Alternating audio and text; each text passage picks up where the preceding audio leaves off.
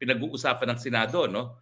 Kung dapat bang arestuhin itong si Pastor Apollo Kibuloy for contempt dahil hindi raw siya sumipot matapos siya mabigyan ng summons. Matutuloy pa ba yung investigasyon ni Ontiveros at saka ng mababang kapulungan doon sa sinasabing sex trafficking at mga kaso ng rape?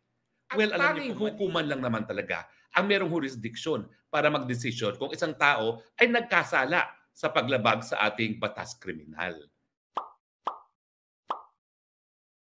Sino ba namang ang mag-aakalain na yung desisyon ng DOJ na isampa ang kasong kriminal kay Pastor Apollo Kibuloy ay magiging dahilan para itigil ang trial by publicity laban sa kanya?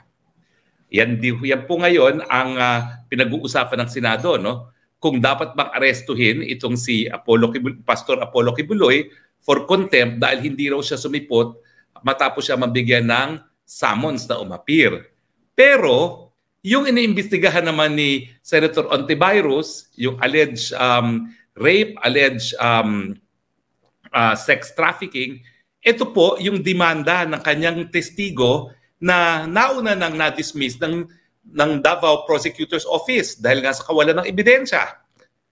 Now, matapos po ma-dismiss yan ng Davao Provincial's Office, Davao Fiscal's Office, sinampa sa DOJ on petition for review. Ganun po kasi pang proseso. Kapag hindi nagsampa ang lokal ng piskal, po pwede mong iapila sa DOJ. At siyempre, hindi naman tayo nagtataka na binaliktad ng DOJ ang desisyon ng mga lokal na piskal na nakakaalam ng actual na pangyayari.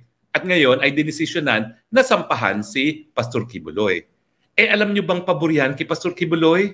Bakit? Unang-una, matutuloy pa ba yung investigasyon ni Ontiveros at saka ng mababang kapulungan doon sa sinasabing sex trafficking at mga kaso ng rape?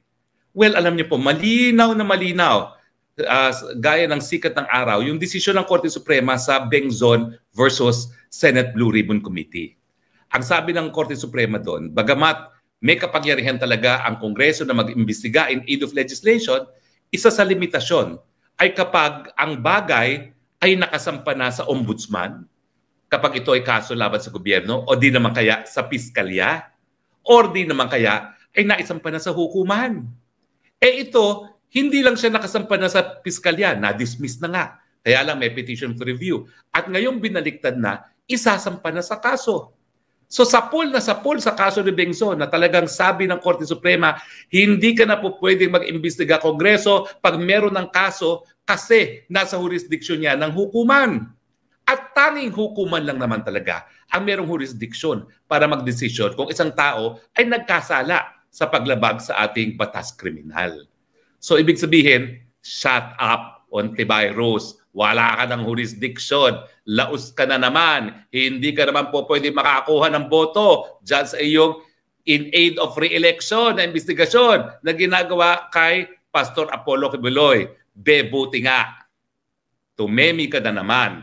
Kung hindi mo siguro binuhay itong kontrobersiya nito sa pamamagitan ng inyong OA na mga testigo na hindi naman pinaniwalaan ng mga piskal noong unang instance, hindi na siguro mag-iisip na baliktarin ng DOJ itong kasong ito. Siyempre, siguro hindi rin naisip ng DOJ. Akala nila gusto nilang gipitin ito dahil ito ay kaalyado ni Presidente Duterte. Hindi naman nila nalaman na itong kasong ito ay magiging dahilan para tumigil ang lahat ng investigasyon laban kay Kibuloy kapag ang pinag-uusapan ay yung kasong rape o di naman kaya ay sexual human trafficking. Kasi nakabinbin na ngayon sa hukuman, hindi lamang sa piskalya. Bagamat doon nga sa kaso ng Bengzon, pag nakabinbin sa ombudsman para sa preliminary investigation, kung ito ay ginawa ng public official at ito ay paglabag na ating anti-graft laws, wala na rin jurisdiction ang Kongreso. Bakit walang jurisdiction?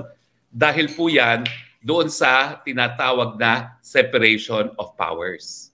Yung hidikatura, nagdedesisyon pagdating sa kung mayroong nalabag na batas o wala. Ang ehekutibo, siya nagpapatupad ng batas at ang Kongreso gumagawa ng pulisiya.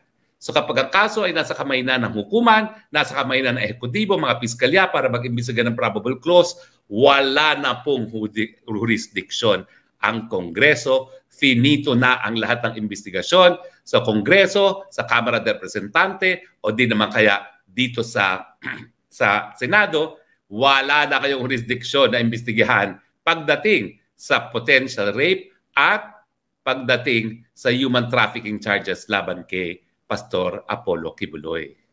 Pangalawa, alam niyo bang mas makakabuti rin ito kay Pastor? Bakit?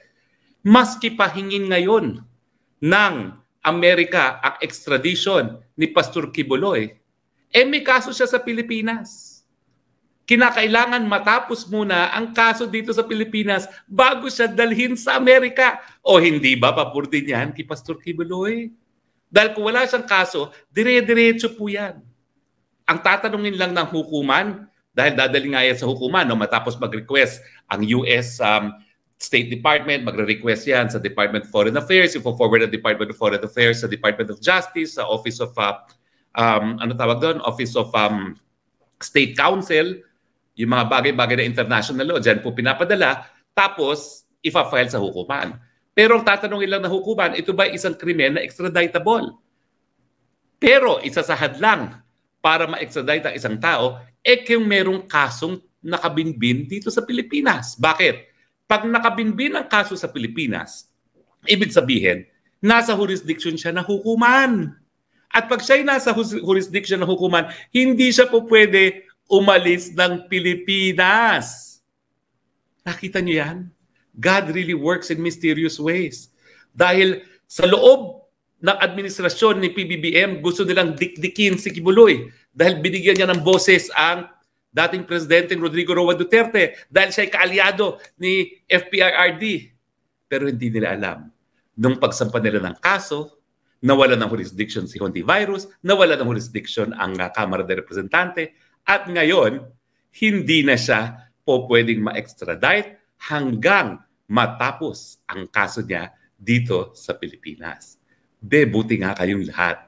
Diba? Sa inyong kasakiman, sa inyong pang-aapi, binigyan nyo ngayon ng remedyo ang kakampi ni dating Presidente Rodrigo Roa Duterte. Maraming salamat po. Bagamat alam ko, hindi yan ang inyong intensyon. Kaya nga ako, ang advice ko sa inyo mga abogado ng gobyerno ni PBBM, mag-isip muna bago gumalaw. Kung gusto nyo talagang ipitin ang kaalyado ni FPRRD, isipin nyo muna ang ginagawa nyo. Dahil minsan yung mahakbang nyo, pabor pa ngayon sa nais nyong gipitin.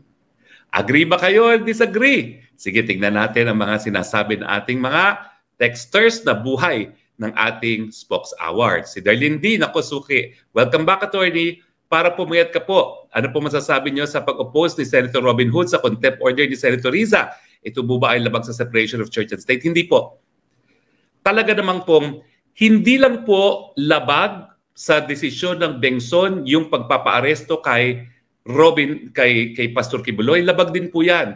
Dahil dun sa desisyon ng Ong versus Senate, sinabi nga ng Korte Suprema na ginamit din natin doon sa pagkakakulong kay Eric at saka kay Dr. Lorraine Badoy, no? Na kinakailangan bago ipakulong, dapat pinakinggan muna ang testigo na pinapakulong kung bakit dapat hindi sila makulong or dapat binigyan sila ng kanilang karapatan to due process, ang karapatan na marinig.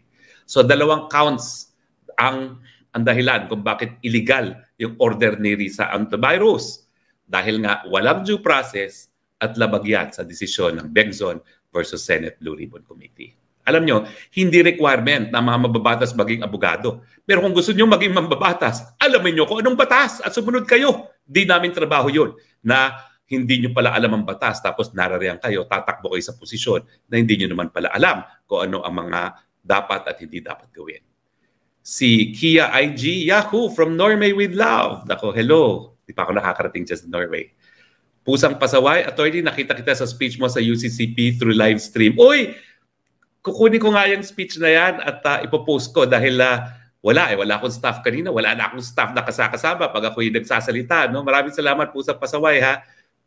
Thank you for reminding me. Ika-crop ko yung live stream na yan.